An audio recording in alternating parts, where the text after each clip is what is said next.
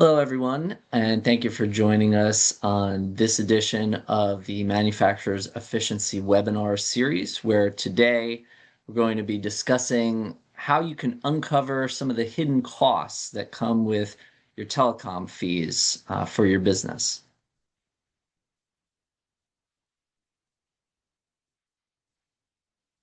My name is Rich Bello. I'm a strategic partner, aka franchise owner of Schooley Mitchell. We're a cost reduction analysis firm based up in Ontario, Canada. My office is in Lawrenceville, New Jersey, in Mercer County. I'm joined in the Manufacturers Efficiency Group by Gina Tabasso, who is the owner of B2P, Barracuda, sorry, lots of B's, Barracuda B2B. She's based in Cleveland, Ohio, with a wealth of experience in the manufacturing industry, as well as Matt Wizeman, who's a focal point business coach. He's also based in New Jersey near me, but also an extensive background in the manufacturing industry. Quick look at the agenda of what we're going to discuss here today. The first topic you'll see there is the aspects of your telecom bill. We'll talk about the different things that you see on the bill or sometimes that you don't see, which are the tricky ones, which result in how those prices can continue to go up. Then we'll talk about creating a cost procurement plan and the different steps you could take to do that and hopefully help yourselves reduce your costs in any cost category, but we'll talk about it specifically today with regards to telecom. And then at the end, we'll talk a little bit about examples of how those cost procurement plans can help manufacturing industries reduce some of their costs. So, as I mentioned, what is it that goes into your telecom bill? There's a number of things. If you ever took a look at one, you'll probably have seen after the first page or so that gives you your general account information and the overall charge for the month. From there, it'll go into your different aspects of what you're paying for. And just to put it out there, from Schooley Mitchell perspective, when we say telecom, we're referring to both your phone and internet services. So phone meaning wireless devices as well as wireline or wired phones and your overall internet usage. So when you get those bills, like I said, you'll see the overall price at the top and then a breakdown of each of the services. And if you do have phones included, you're going to see each phone number that you have and all of the calls that have been made, whether you reached or surpassed any types of data limits or if you made any international calls, all the types of services that you used with each line. You're going to see all of those things and it's going to be broken down to show you what you're paying. Another thing that you may not see, but what often happens on these telecom bills are errors with the bills themselves. I think I've seen statistics where up to 80% of companies, at least at one point, have experienced an error on their telecom bill from the vendor. And more than 90% of the time, those errors are, of course, in the benefit of the vendor. They're, of course, not going to make errors that are going to benefit the client and helps you save you money. They're going to charge you extra, whether they did so knowingly or not. We'll leave that up to interpretation, but I certainly have thoughts on it. But when, as we'll go into the cost procurement plan, a big part of it is being able to identify those errors. And that's really where you're going to be able to find some savings. Third part of this, additional services and fees. This is in regards to things that you're getting charged for on your telecom bill that you probably don't need to be getting charged for. And there's a couple different examples here. One of them that we notice a lot when it comes to any business, but I would say manufacturers especially, is what they call a wire maintenance fee.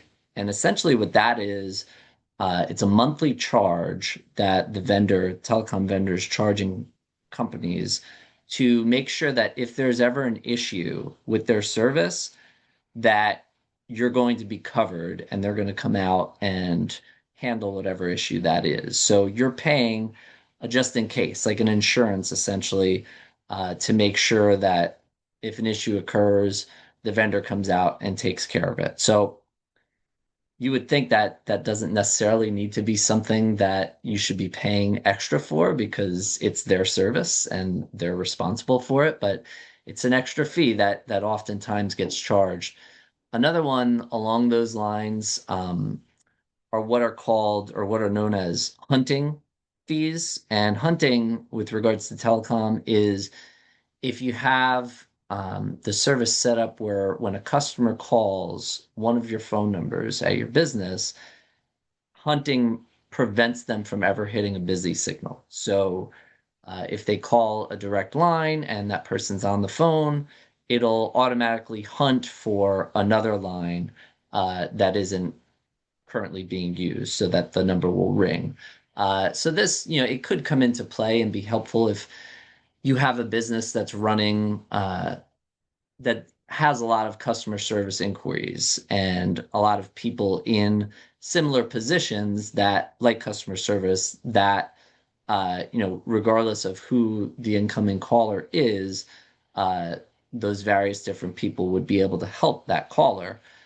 When you're talking along the lines of manufacturing, I don't think that that's as much of a necessity because more often than not, a lot of people are going to have their specific roles and what they do. So if you send a call that was meant for the plant manager to someone in sales, that's not necessarily going to be helpful for that caller. So another fee that if you're getting charged for it is not necessary and is just raising your cost.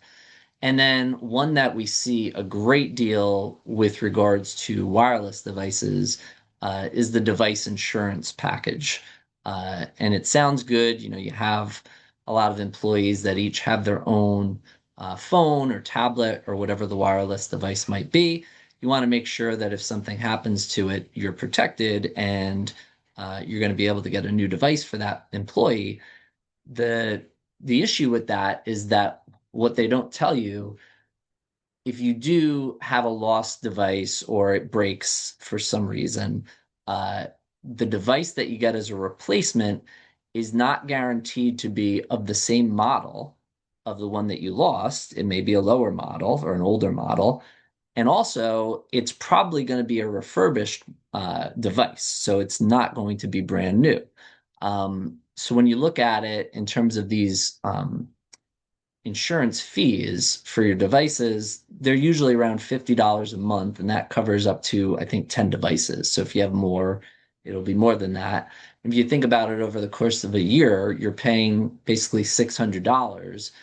And the other part of it is if you do have to place a claim on that insurance, you don't just get that replacement device for free. You still have to pay a deductible for that device, which is usually $100 or $200. So all that considered, plus the 600 that you're spending a year on the insurance, you might as well just buy a new phone yourself and save that extra money on the insurance in the event that someone does lose one of their devices or it breaks. So there could be instances like if it's a trade company, like plumbers, for instance, if they're often using their phones to pull up information or take pictures and it's very likely it could fall in a toilet and be destroyed, then yeah, you might want to have that insurance because that's going to happen rather frequently. But for different industries and situations where you don't have your phone in those types of dangerous situations all the time, it's not as needed of a service, I would say. Another one that I would place in the bucket of additional services and fees, if you're having your bill delivered by mail directly instead of getting it by email or getting it digitally, they could sometimes charge an additional fee for that, maybe $5 to $8, but again, over the course of the year, that all adds up. And then the final one, it's not necessarily an extra fee, but it could be an area that you could be saving, is if you have automatic payments set up via ACH or sometimes even credit card. If they don't have to bill you and wait on you to make the payment yourself, if it's automatically being withdrawn from one of your accounts, you could usually get a discount in that instance. So, as we move forward, we'll start talking about the cost procurement plan and how you're going to go about putting one of those together. The first thing that you see here is identifying the expenses, knowing what you're actually paying. And that'll go into what I discussed on the last slide about the individual phone lines on your account and knowing what all of those look like. Second on here, we have negotiating better rates. Um, that is, I think, pretty self-explanatory. You're going to have conversations with the vendor and with other vendors and try to get better rates than what you currently have. And then third is, once you create this cost procurement plan and you're ready to start saving money, you're actually going to implement that plan. So we'll talk about each of these stages independently in the next few slides. So identifying the indirect costs. So setting your baseline is another way of putting it. So looking at your bill uh, line by line, each line, seeing what you're paying, like if the cost for each line is the same, if you have different features in each line, if those features are being used. That's another key part of identifying the indirect costs. When you're going through an audit of line by line of your telecom bill, you want to see if each line is actually being used, because a lot of times what will happen is an employee was on staff, they left, and that position wasn't filled or was no longer needed, and that line should have been removed. Sometimes even the customer reached out to the vendor and requested that that line be removed, but it never actually came off the bill. So you'll see if you're doing this type of audit of your bill, you'll see a number that has no usage. There's no calls going out. There's no time on that uh, time on calls for that particular line. So that's essentially an unused line and one that you're still paying for that you could easily be saving money on by just getting rid of. So when you're going through this audit and identifying the expenses, that is going to stick out like a sore thumb, like a sore thumb. You also want to know things like talking a lot about phones, also your internet speed. You want to see, uh, and this comes based on practice, in practice, knowing what it's like in your facility. Like, are you having lots of lagging or is there slowdown on your devices?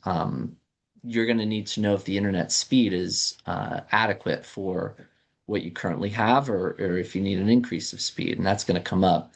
Um, Both in utility and then in looking at the bill to see what your speed actually is. Another part of the internet speed is um, whether you have the same speed upload and download. It's called symmetrical speed for your internet. If you don't, that could also create some lagging, especially on calls like this, like Zoom calls or other video conferencing. If you don't have the same download and upload speed, that could create some buffering or some unwanted delay in that experience.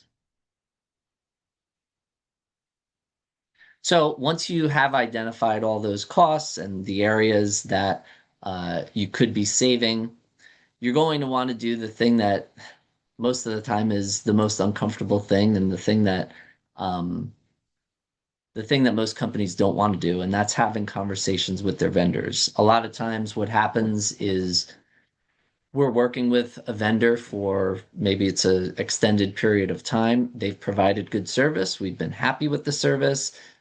We haven't had any issues. and we've kind of just taken it as a given that, okay, the price is what it is. We're happy with the service.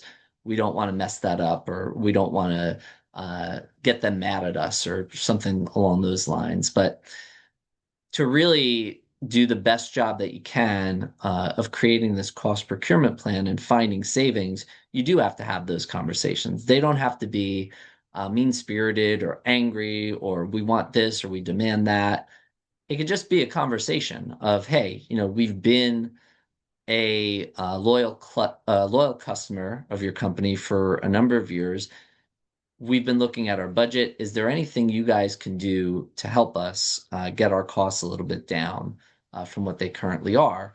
And part of the artillery, so to speak, that you have in those types of conversations is by first speaking to other vendors in the market that provide the same service, but may be willing to offer you a better price. Again, this doesn't mean that you're going to switch to one of those other vendors or that you have to switch. It's just feeling out the marketplace and understanding what you could be getting from someone else other than the only vendor that you know of what their prices are, because that's who you're using. So you talk to other vendors, they're often going to be pretty motivated to give you a great deal because they want to earn your business, of course. So you'll see from those conversations and maybe a proposal what they're willing to charge you for the same services that you already have. And sometimes, actually, oftentimes, I would say what they'll do is offer you better service. So maybe faster internet or just a better quality phone line for a lower price. So you could save money and improve your service at the same time.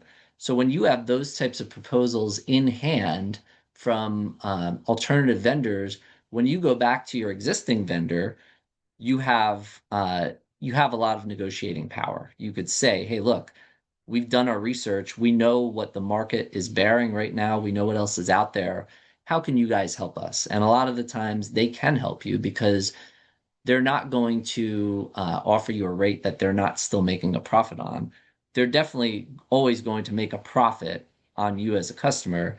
They just don't need to be making as much of a profit as they're currently making. So they more often than not will be willing to come down and offer you better prices than what you currently have. And again, they may also offer you the better speeds for internet than what you already have, still for a lower price. So without having those conversations, you're not going to find those things out. So that's why it's very important to have those conversations and see what's out there, because that's the best way that you're going to save money. Like, for instance, you could have a situation where when you signed up with your incumbent vendor, and this comes back to when you're doing the audit of your bills, you may know that when you started with that vendor, you were getting certain discounts, maybe promotional discounts at the beginning that have since gone away. The vendor is able to reintroduce those promotional discounts. They don't go away and are never to be heard from again. The vendor can always reinstitute them. You just have to ask about it. So having these conversations with them is where that stuff will come up and where you can find those savings. And then the last part, once you have the conversations, once you get the proposals, once you see what's out there, you make a decision. And hopefully the decision is, we shopped around, we went back to our incumbent vendor, they sharpened their pencil, they gave us a much better rate than what we had. We get to stay with them, we don't have to switch services, but we're actually getting better service and paying less. So that's all part of the implementation, is deciding um, and analyzing the proposals that you've gotten from other vendors and from your incumbent vendor to see what makes the most sense for your business and how you could save the most money while not jeopardizing the quality of service that you're getting.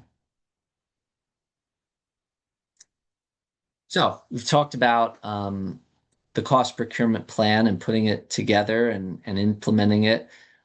This is something that we do at Schooley Mitchell. This is our business. We do this for our clients. We go out, we talk to their current vendors, we talk to other vendors, we check their bills line by line with a fine-tooth comb, and it takes time. You can do it, but if you don't have that additional time to do, that is something that we do for our clients. So what I wanted to demonstrate here are just a few examples of how this has benefited some of our clients in the manufacturing industry. So the first client was an acoustical treatments manufacturer. We looked at their credit card processing as well as their wireless telecom bills, and we were able to find them some pretty significant savings. You see, almost three-quarters of what they were spending in credit card processing, we saved them, and then about one-fifth of what they were spending on their wireless bills. We went in, we got uh, those rates reduced. We got rid of billing errors. We got rid of unneeded lines, all that type of stuff that I was just talking about. We did that for this company, and we generated some pretty significant savings. The next example is actually local to us here in New Jersey, Monmouth Rubber and Plastic over in Long Branch, New Jersey. They do high quality closed cell sponge rubber and plastic foam products. We looked at several different categories for them, and we're able to find some good savings.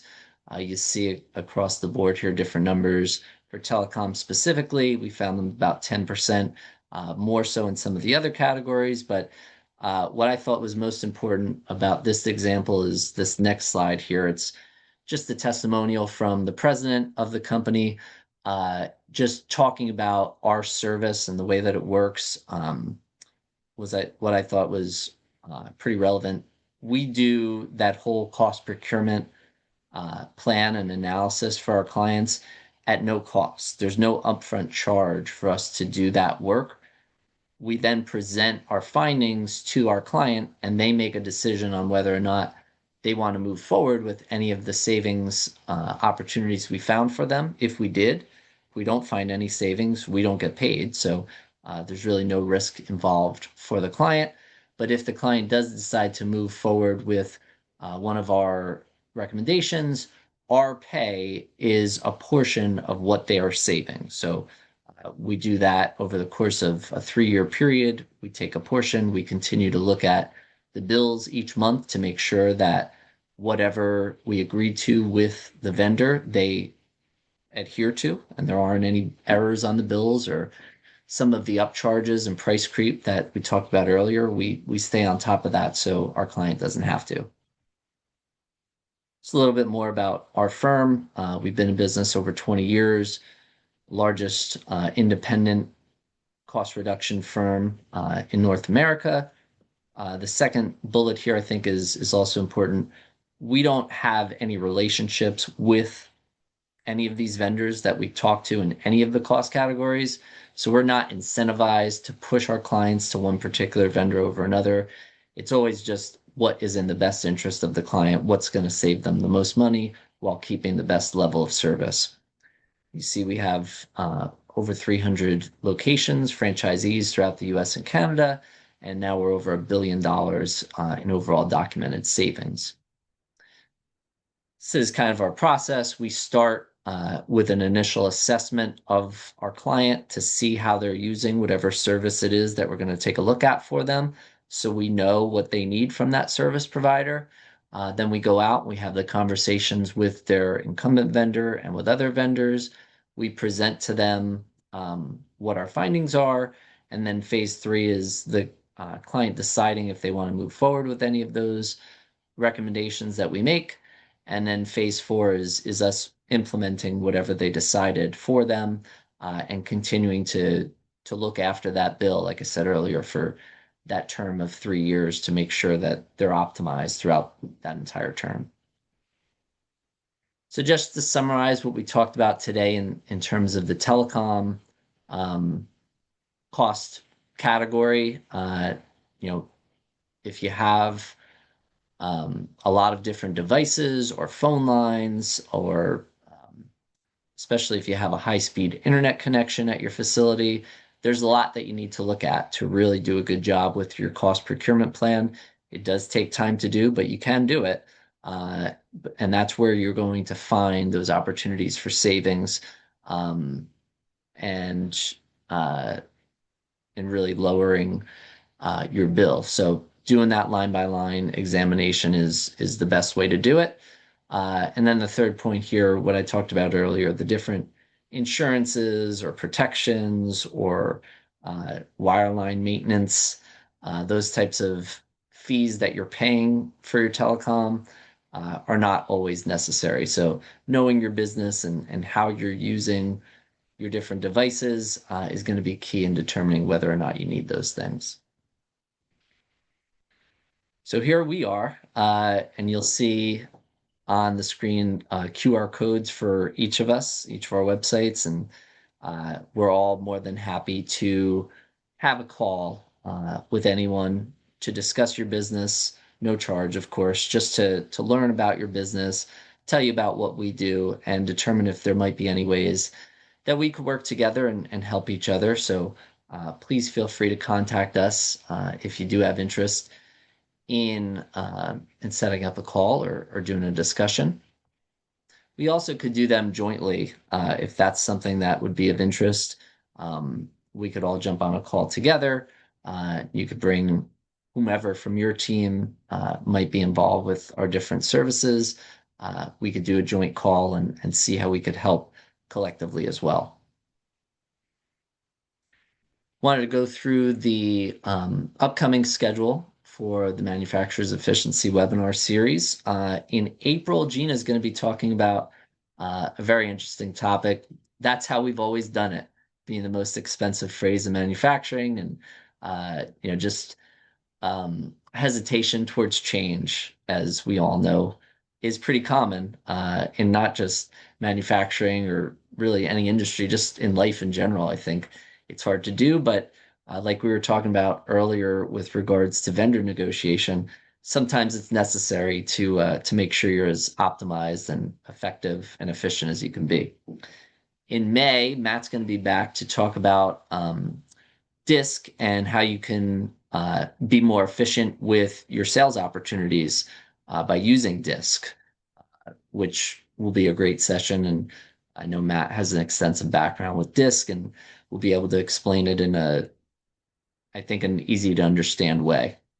And then I'll be back again in June. We're going to be talking about payroll expenses and a relatively new program Schooley Mitchell now is doing that helps companies reduce their payroll expenses and increase benefits to their employees, all while additionally helping their benefits or helping their employees increase their take-home pay. So that'll be an interesting one to hear about in June. So that's through all of the information that I had for this one. I'll open the floor to Gina and Matt if there was anything that I discussed that didn't make sense or that you had further questions on. I'm happy to discuss them. Rich, what good presentation. What can you speak to some of the common errors that are found in billing with telecom providers? Yeah, a lot of the times it's some of the stuff that I was saying earlier with regards to the lines that are no longer in use and are continuing to be charged that, the client had said at a certain point, we don't have this line anymore. Please remove it. And then they just never did. Other things could be um, just rate increases on specific lines, like maybe going to a higher plan, um, or including like international calling when there was no need for that or there was no Hmm, request for that. Types of things like that are usually what we'll see. So it's it's always imperative to review these invoices with a sharp eye and make sure that stuff isn't happening. got it. Got it. Thanks. Rich, I've known you guys forever, and every time we do this, I learn something. And I know what you do, and I know it's cost reduction, and I know about telecom, but I love getting into the nitty-gritty. Like I had no idea of the kinds of overcharges there are or mistakes or I mean, and what you had to say could be applied on a microcosm level to like personal, Mhm. to people, not just to businesses.